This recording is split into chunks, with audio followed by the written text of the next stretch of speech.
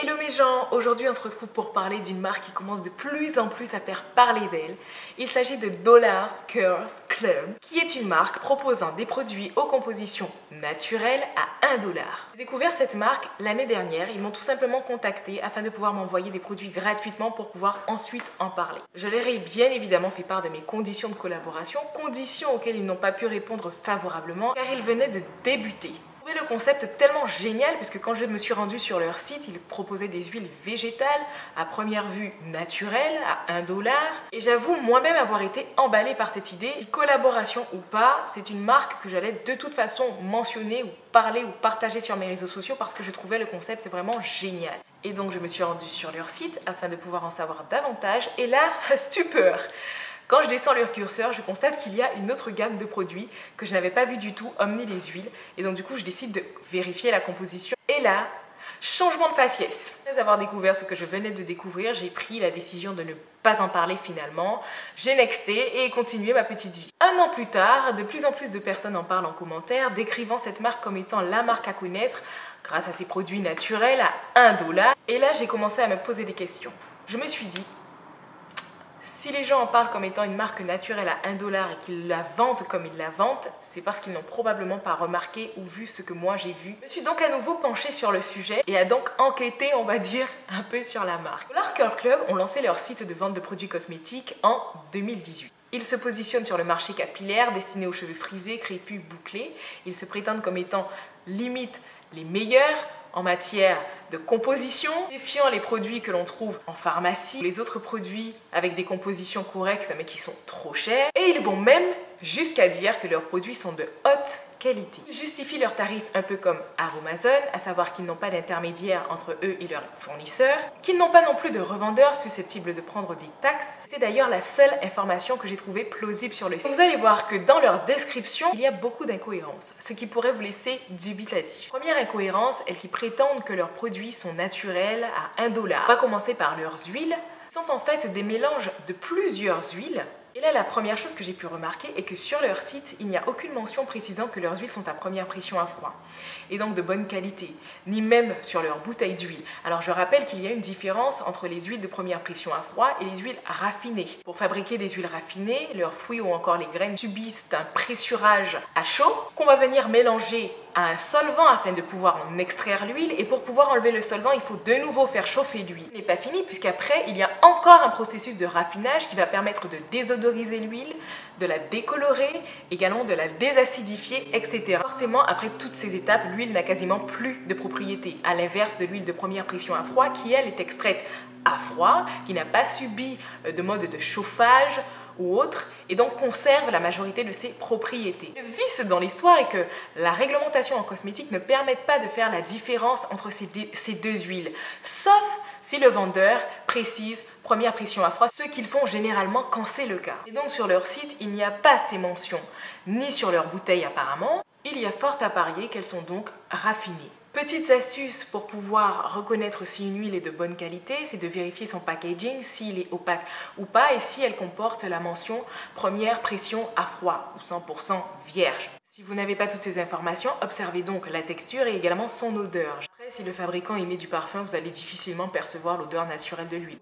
On va dire qu'on pourra difficilement savoir ça rien qu'en respirant leurs produits. La deuxième incohérence est qu'ils appâtent leurs clients en mettant en avant leur bouteille d'huile à 1 $. Quand j'ai regardé de plus près, quantité posée à 1 $, j'ai vu marquer 2 OZ. Voilà ce que représente 2 OZ, les gars. Qu'est-ce que tu fais avec ça? Il n'y a même pas assez en fait pour pouvoir hydrater une mèche de cheveux. Ça pourrait tout aussi bien être un testeur qu'il pourrait offrir gratuitement, tout comme certaines marques le font. En plus, ils proposent des abonnements mensuels allant de 1 à 3 mois, qui veut dire que vous payez d'avance pour recevoir votre huile chaque mois. Si vous ne souhaitez pas opter pour ces abonnements mensuels, il vous faut ajouter 1 $ de plus, ce qui vous fait 2 $ pour la petite bouteille. La vérité est que leurs huiles commencent à partir de 3 $. Avec ça, au moins, vous avez la possibilité de faire au moins un bain d'huile. Troisième incohérence, c'est qu'ils prétendent que leurs produits sont de haute qualité, pas chers du tout, sans silicone, défiant toute concurrence. Les shampoings et après-shampoings vont jusqu'à 9 $. Et en y regardant la composition de leur gamme de produits capillaires, ils comportent des couates, des substituts de silicone et également des perturbateurs endocriniens comme le phénoxyéthanol.